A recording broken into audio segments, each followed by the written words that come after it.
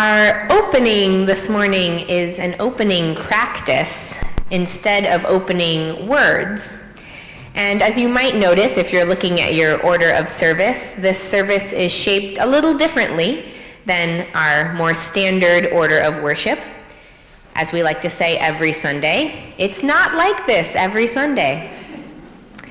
So we'll be opening with the first part of a practice called a somatic centering practice.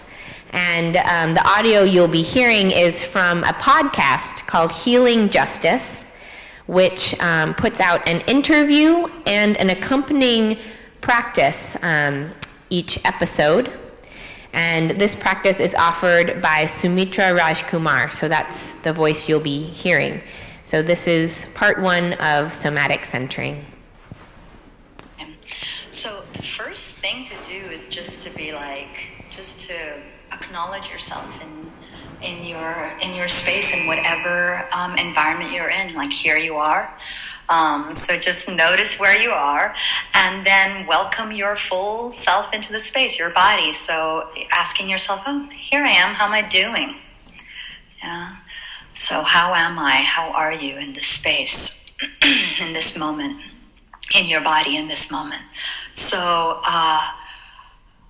dropping your attention from any thinking or verbalizing or talking into a more feeling space. So actually including feeling as well. So drop attention below the neck to start off with. And you can be sitting or standing. That doesn't matter. But just noticing more of you. So drop into maybe temperature. You're starting to become more aware of sensations, and sensations are the fastest way to become present with oneself. Yeah, so noticing temperature, maybe noticing any movement in your body, and that could be breath or digestion or even a little restless twinge, whatever that may be. You can notice the clothes on your skin or your feet on the ground. Starting to come into slow awareness of how you be. You can check in with your emotional state, like your mood, perhaps, and then come into some awareness around how your muscles and joints are doing. Where's there any tightness or any slackness? And try to do this without the immediate judgment that can come up for many of us, which is like, ugh, or what's that? Why am I holding myself like that? Or I always do that. Just get curious and compassionate, because what we're trying to cultivate here is the capacity to just be with ourselves more fully. Great. And so noticing all of that and maybe any running thoughts or ways of thinking today. So we have a little map of our thoughts, emotions, and sensations. Good, and then let's bring awareness to our center of gravity. And take your palm and place it a couple of inches below your belly button. And just feel the sensation of that, your hand there. And you really, you can invite your breath down there if it's going to go there today. You're really generating your attention right there. And hopefully also in time with practice, generating a sense of self that may be possible down there. That's doesn't just have to be up in your brain.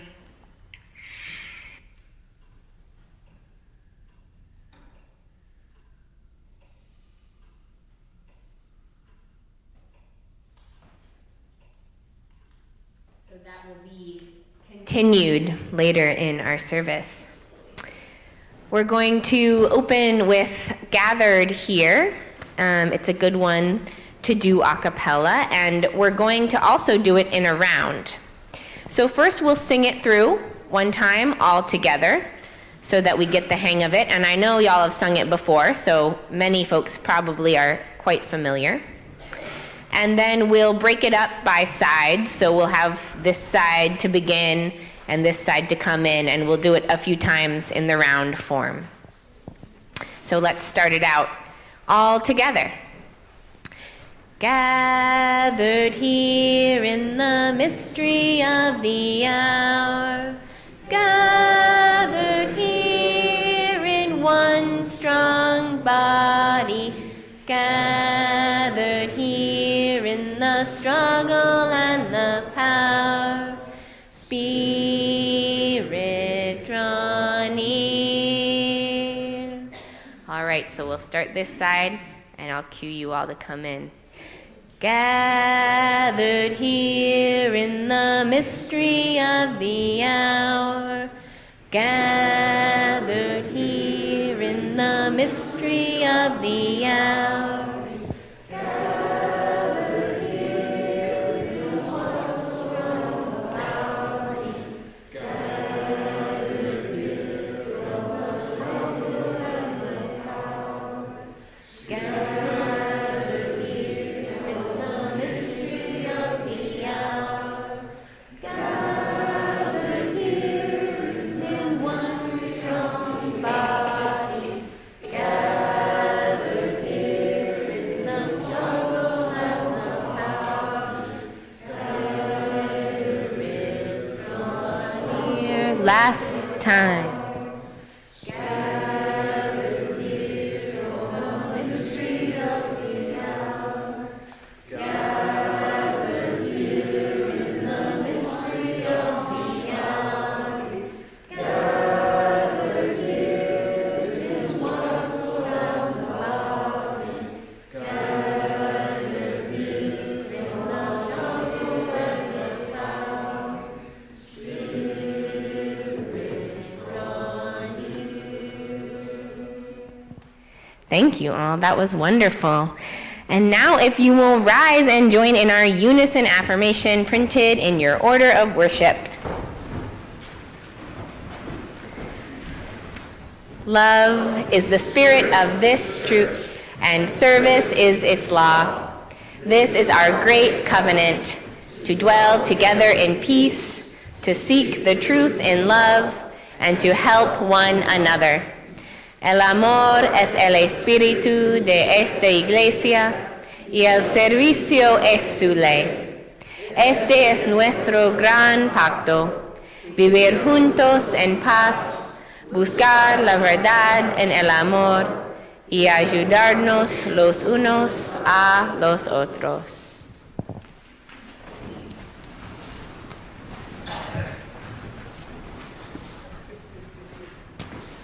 All right. Welcome. Hello. I've lost my announcement. I found it. There we go.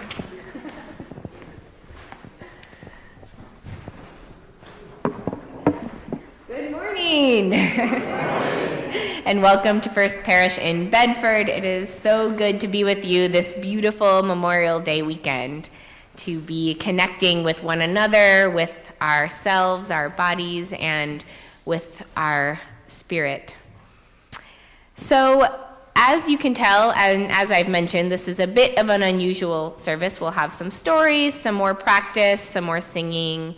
And if anybody is needing some distraction, there is a little bit of a kids area. I don't see any super small ones, but you never know who might wander in or who may be feeling young at heart. So if you do need that, you are welcome to make use of the children's area up here in the front pew, where there are some books and coloring supplies. And also, I wanted to mention that there is a communication survey that is going live. So there has been a communications task force that the board asked to look into how we're communicating around here. And we tallied it up, and there is some ungodly number of communication methods that we've been using in this congregation, and we're not sure how well they're all working, which ones folks are actually using, and we don't want to be using ineffective communication methods, and so we are hoping that you will take just a couple minutes to participate in this survey and help us out, help us know how to make sure we're communicating well around here.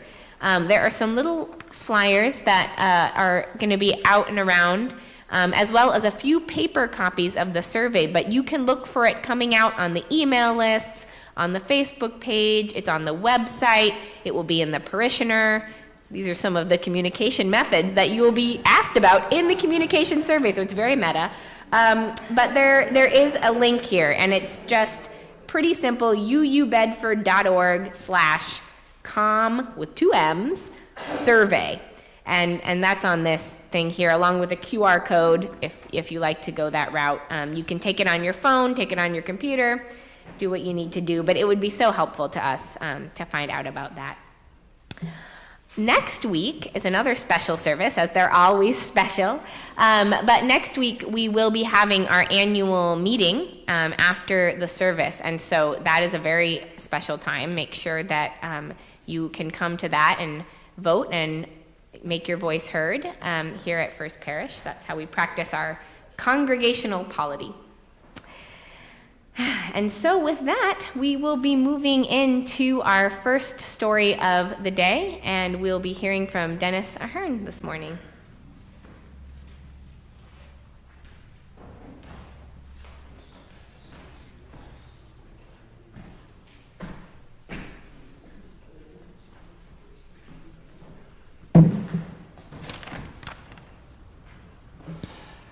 I was born and raised in Arlington, in a house that my father had been born in and raised.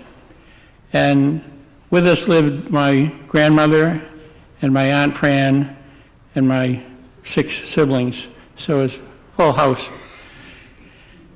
Now, my Aunt Fran used to say, never say anything against Ahern and Arlington, because you're probably talking to one of his cousins.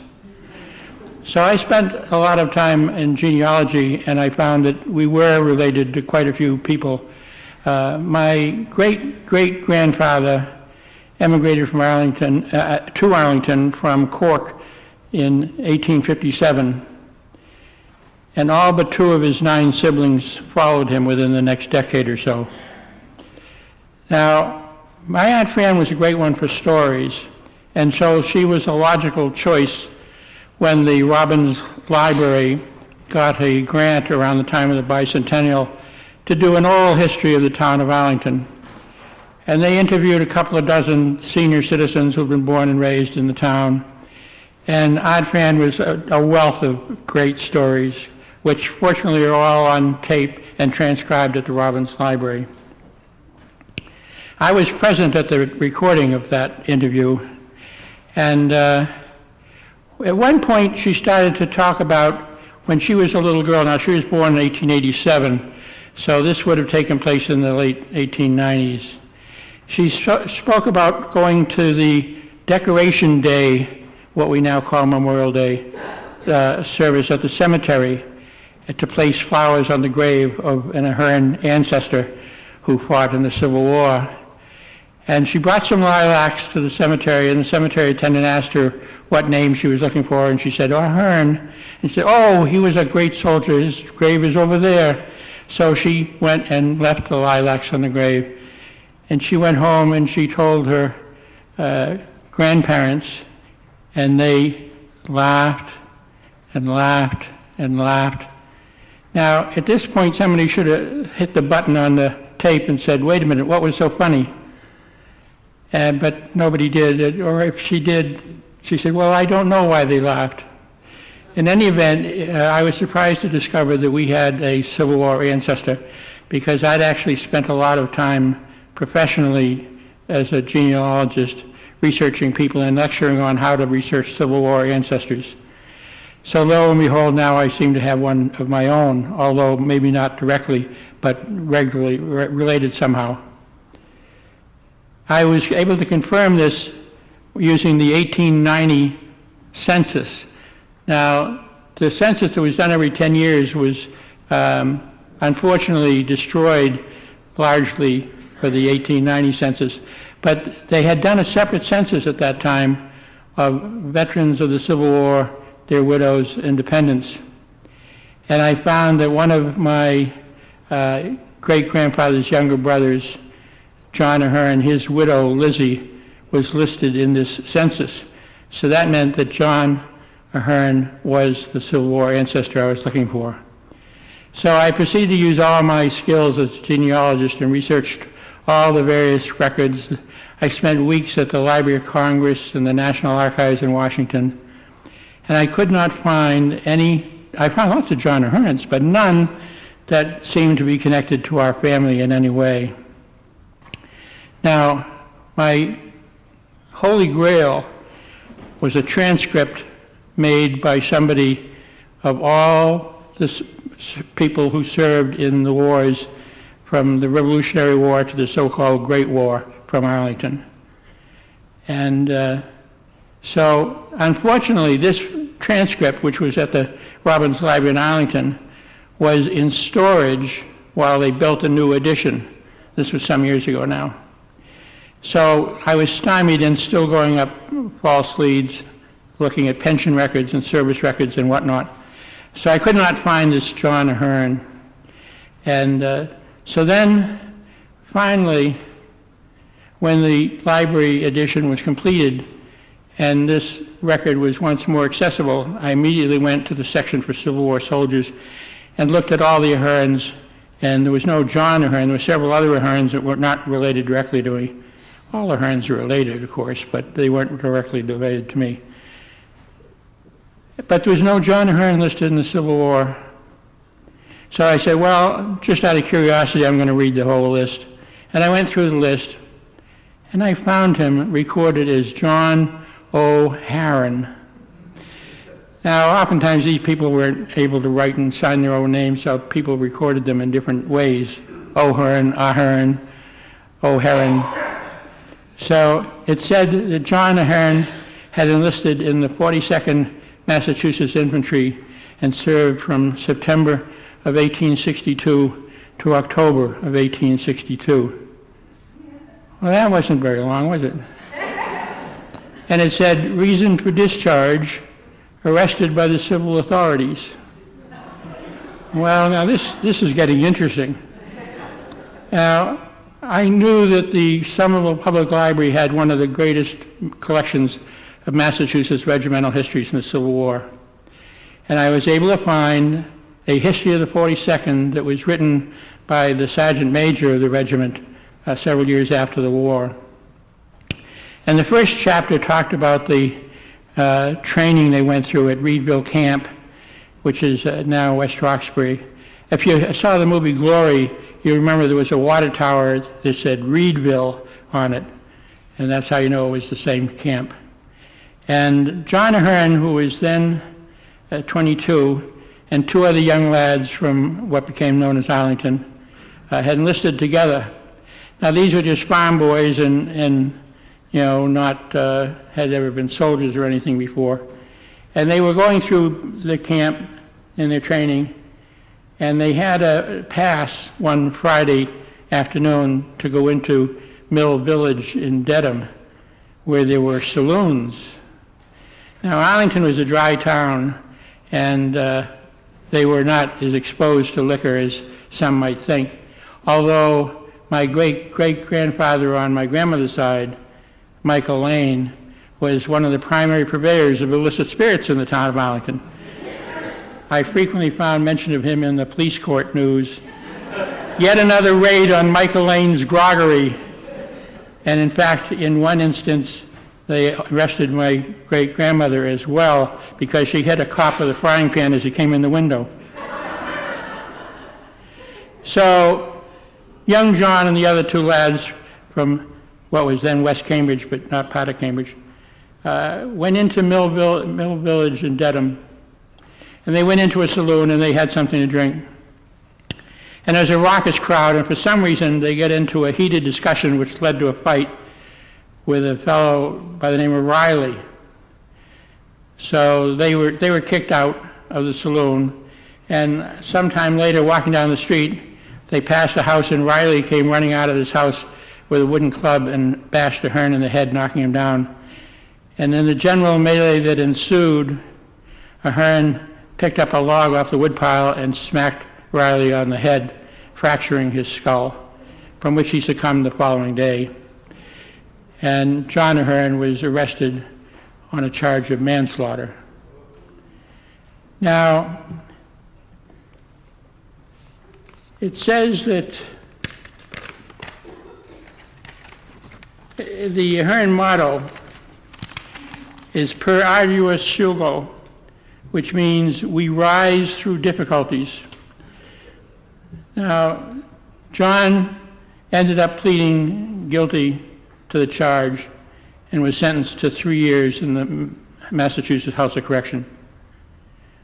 The regiment in January of '63 went off south to join the fight, and about half of them were taken prisoner at the Battle of Galveston, and they spent the next 3 years as POWs at Fort Tyler, Texas, out there in the sand and the bugs. And John Ahern was in Massachusetts correctional facility getting 3 square meals a day and visits from home, maybe a cake on his birthday. So yes, the Aherns always rise through difficulties.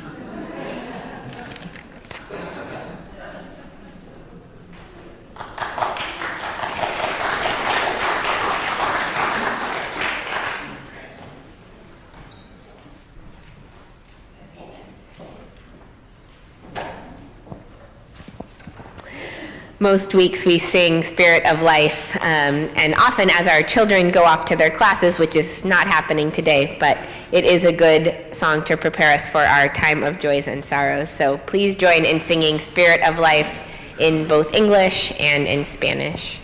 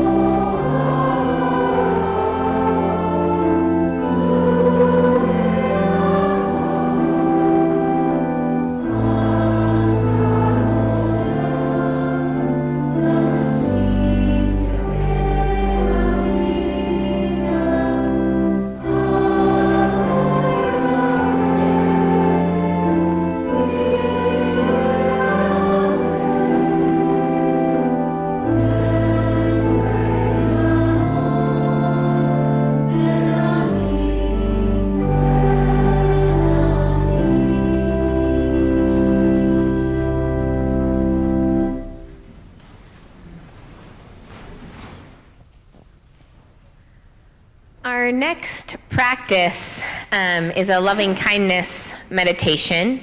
It also is sometimes called a metta meditation, and it comes from Buddhist traditions. You may have done this before, you may practice it regularly, or it may be new to you, depending on your experiences.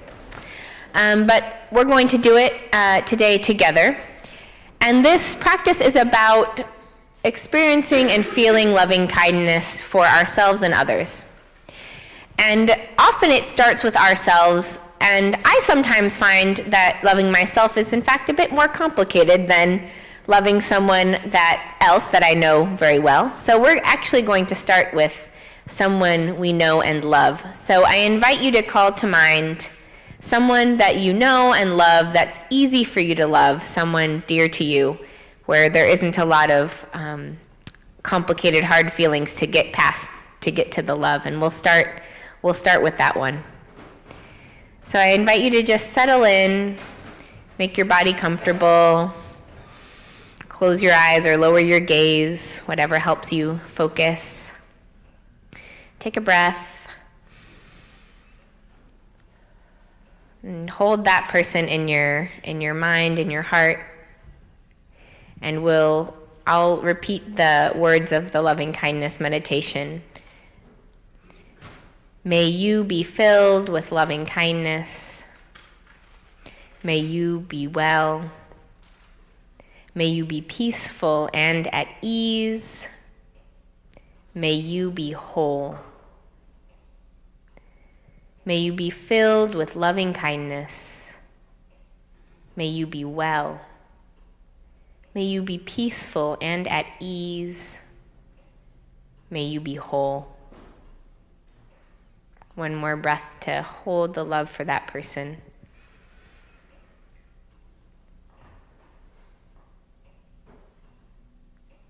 And then we're going to switch to ourselves.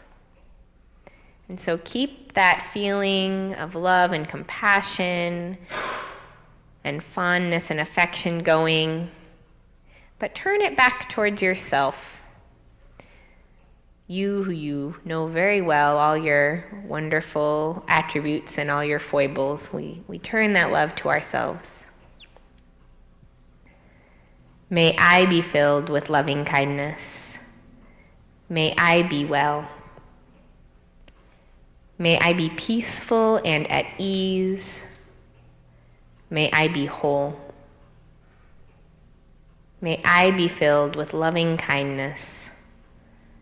May I be well. May I be peaceful and at ease. May I be whole. And then we're going to widen out that love to the we. And this is a service about connections with our ancestors in the past, connections with our bodies, and connections with our community. So maybe that for you is the folks right here in this room, here at First Parish, or maybe there's another we that is calling to you, the we of your family, the we of your friends, the we of some group you are a part of. Whoever that we is for you, pull the love out into a larger community. May we be filled with loving kindness. May we be well. May we be peaceful and at ease. May we be whole. May we be filled with loving kindness. May we be well. May we be peaceful and at ease. May we be whole. And a breath for the love and the we.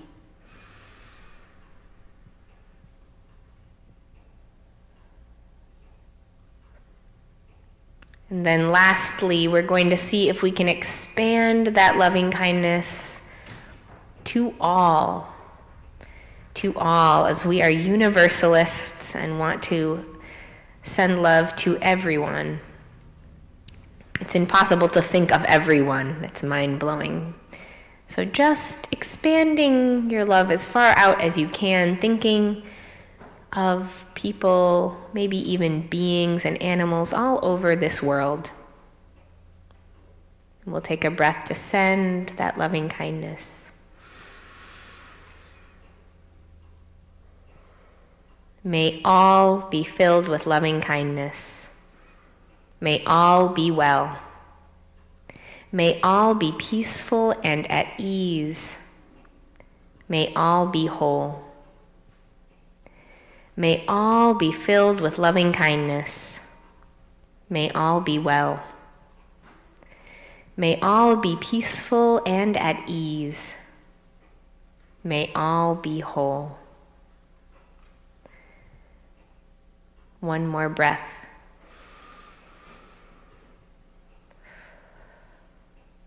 And we come back into this space together, ready for another story.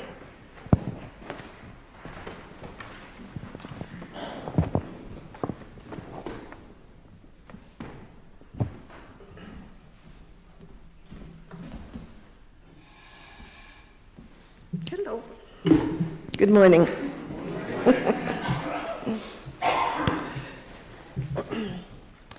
was in May of 1968 that I received the phone call saying that my brother Joe had been killed in Vietnam. He hadn't been killed by the enemy, he had been killed by a friend. Joe sat on his cot, his bunk, was writing a letter home to my parents when his friend's gun misfired. My parents knew, though, that something was wrong before they ever got the message from the Army, because our dog, Lady, went under the porch one night and howled for the night. My parents did receive that blood-stained letter, the last words that my brother wrote to them. When I was growing up, Joe was 4 years, well, he was always 4 years younger than me. And Larry was 3 years younger, and my brother Clifford was 10 years younger. And so we were always known as Doris, the boys, and Clifford. And the boys were often in a good bit of mischief. We had a good childhood, though. My father had made us a tree house. He and my mother made a teepee for us to play in. We had wiener roast, we had marshmallow roast. It was our yard where the neighborhood kids came to play baseball. We took trips to Wisconsin to the Dells, family trips. We had a good time, but when I became a teenager, well, my brothers were just pains in the neck. I went off to college. I went to a school about 3 hours away. And in the summers, I worked because I was working my way through college. And so I missed those teenage years of my brothers. And so I have to say that Joe just, to me, became the brother that died in a tragic accident. When my parents died, when we were cleaning out the house, I found amongst the linens, there was a tea towel that had been embroidered by my brother Joe. Now I know it was by Joe because he initialed it and he dated it. And I think that, looking back, I think he had learning difficulties, maybe was dyslexic, and I think my mother must have been working with him on manual dexterity. I also brought back with me a framed photo of Joe in his Army uniform.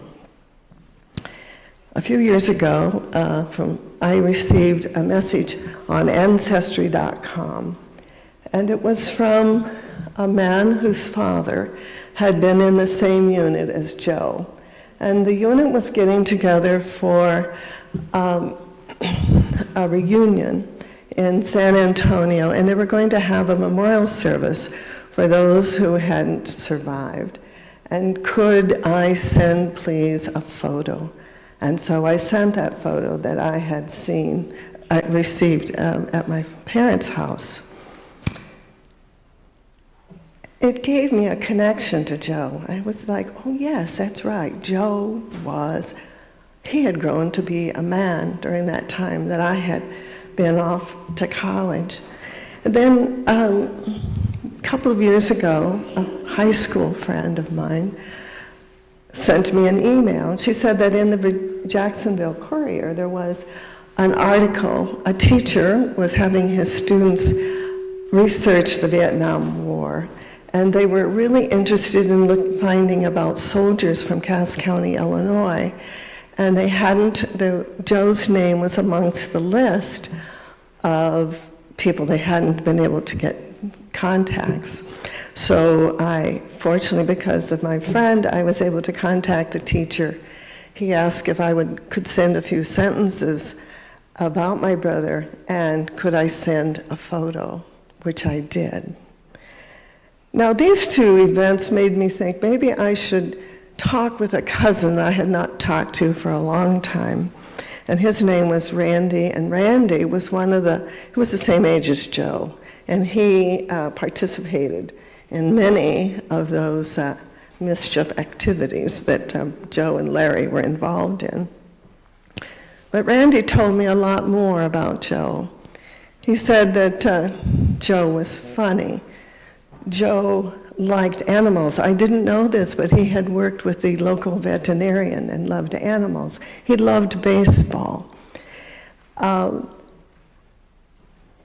Randy remembered that Joe would always button up his shirt really tight in the summer, and in the winter, open it wide. The things that he told me made me realize there was so much about Joe that I didn't remember or know. And then a few years ago, Brian and Alma Hart asked if I would like to go to the VA hospital with them to participate in a Gold Family event. And I thought, Gold Family? My mother is a Gold Star mother. But I had never thought of myself as the Gold Star sister. And so I thank all of those who contacted me and gave me this opportunity to say thank you for letting me know more about my brother Joe, who I thought had only died in a tragic accident.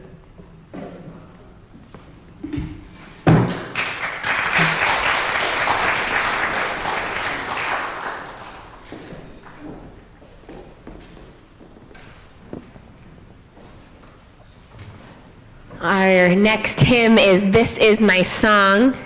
I think it is a very good hymn to sing on Memorial Day as we honor all those whose lives have been lost in war and think of a world of peace. I invite you to rise and join in singing number 159, This Is My Song.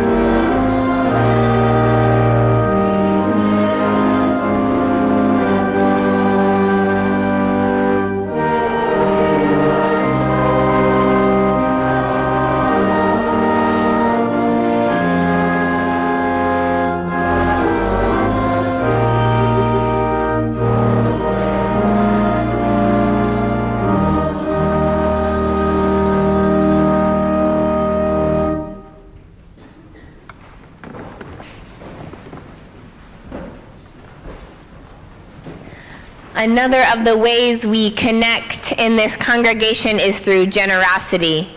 The morning offering will now be gratefully accepted.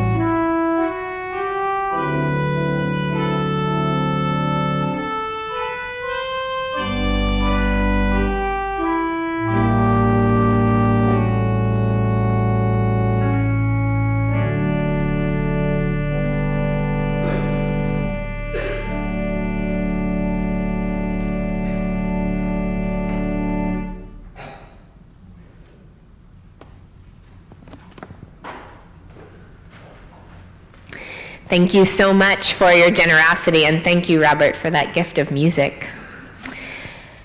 The next thing was going to be the rest of the centering practice. And I'm also looking at the time, and it's a bit of a longer practice. So I'm thinking that it may make more sense to send that out to you all, and to everyone, actually. And you can listen to all of it together wherever you would like to do that. And I think that will be a better way to utilize that resource.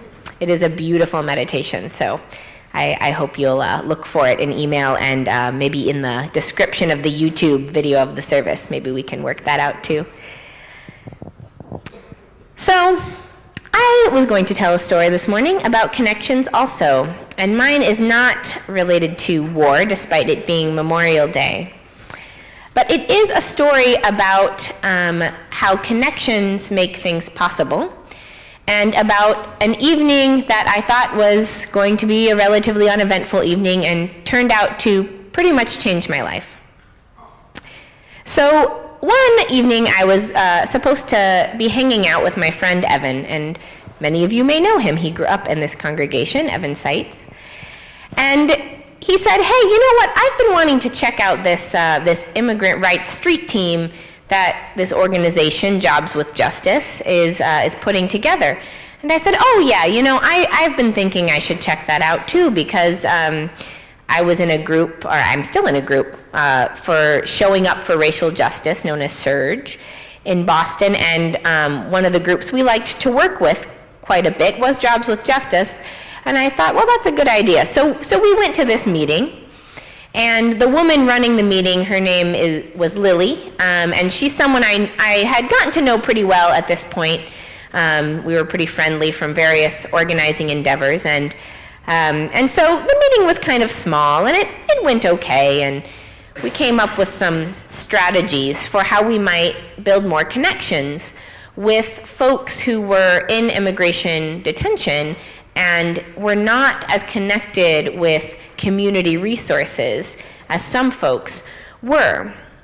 And the reason Lily was really thinking about this lack of connection was because her friend, Francisco, at that time, was in immigration detention. And he was someone who had a lot of community support and connections. He had been a janitor at MIT, and he was part of a union, and he was part of a church, and he had a lot of community who had his back, who were raising money. There were articles about him in the Boston Globe.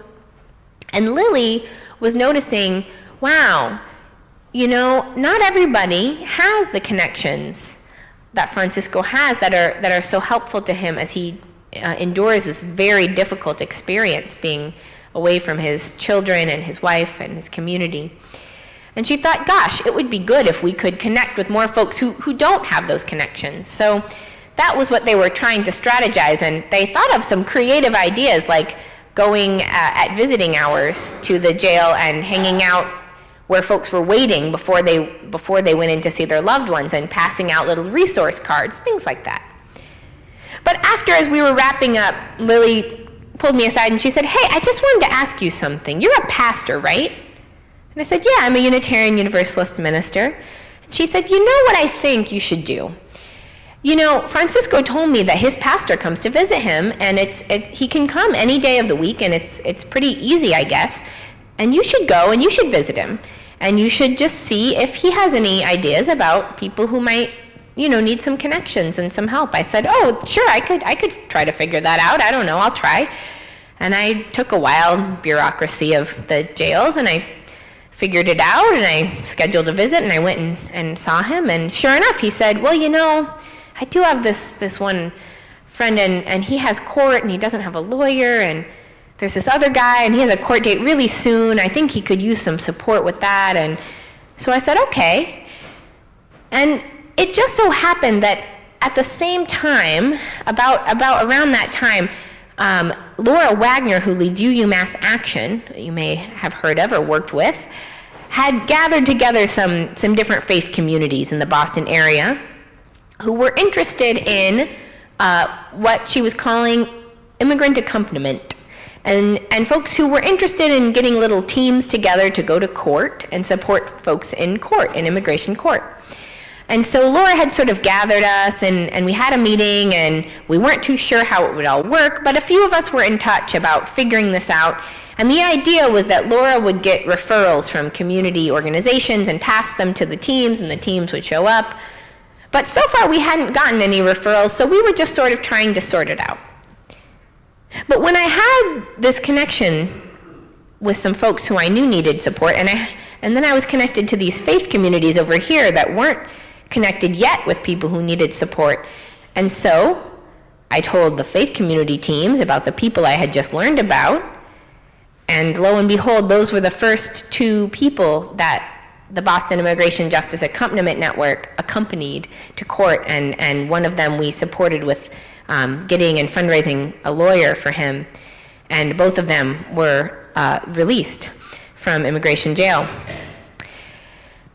And at the time, when I met with Lily that evening, and she said, I just have this casual idea, I had absolutely no clue that I would be helping to start a network that would end up a year and a half, 2 years later, having almost 1,000 volunteers, having gotten 65 people out of jail, having raised over $450,000 with a bond fund and a website and all of these things. I had not the slightest clue. It was not my intention. It was not the intention of the faith communities. It was not Lily's intention. It was not Francisco's intention. It was just the connections. And I like to share that story for a lot of reasons. I like to share that story so that people may believe that they can do really hard things, even if they feel ill-equipped, because I certainly did not have any particular skills in this area, and this managed to happen. But I also like to tell this story because I really believe that to be ready to make important things happen, the most important thing is to build relationships. And you know, y'all have that bumper sticker. I think it's a bumper sticker. The most radical thing we can do is introduce people to one another. And I saw it, and at first I thought, oh, that's a little silly. Probably the most radical thing we could do is like have a revolution or something.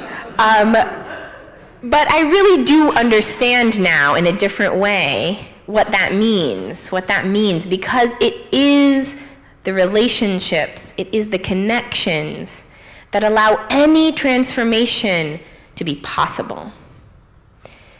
And so I just encourage all of us to keep that in mind, to remember that building relationships is satisfying in its own right, and also maybe laying the groundwork for some unimaginable future endeavor that could change many lives. And with that, we will learn and sing our closing song. So there are words in your order of service. And this is a song that I learned from another UU worship leader, a UU musician named Matt Meyer. And I don't actually know where it originally comes from, but I know that it is rooted in the Jewish tradition. And you'll see at the end it refers to Hashem, which is Hebrew for the name, referring to the holy, the unnameable.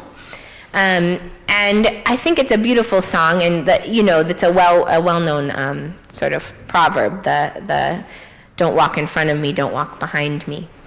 So we'll sing that together, and then we'll also learn. There's a sort of a bass part that goes with it. That's very nice. So we'll see how we're doing on the main part, and maybe we'll throw that in there. So I'll do a call and response, and that's how we'll learn it. Do not walk in front of me, I may not follow. Do not walk in front of me, I may not follow. Do not walk behind me, I may not lead. Do not walk behind me, I may not lead. Just walk beside me and hold my hand. Just walk beside me and hold my hand. Together we'll be walking in the path of Hashem.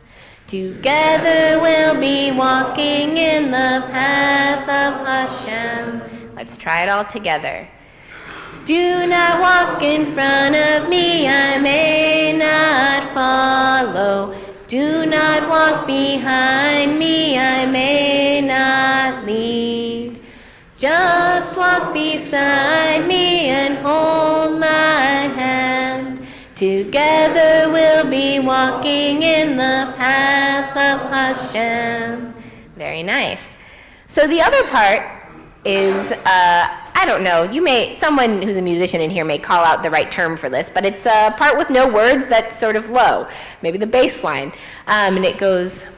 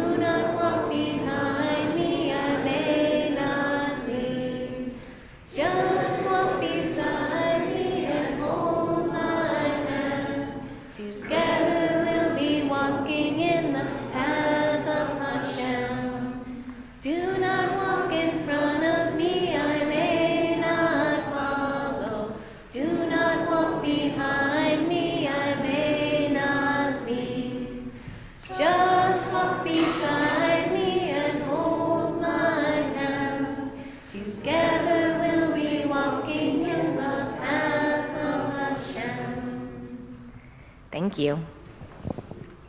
For our closing, I invite you to take the hand of someone near you if you feel comfortable to do that. And I will read these closing words. They are from the Reverend Erica Hewitt.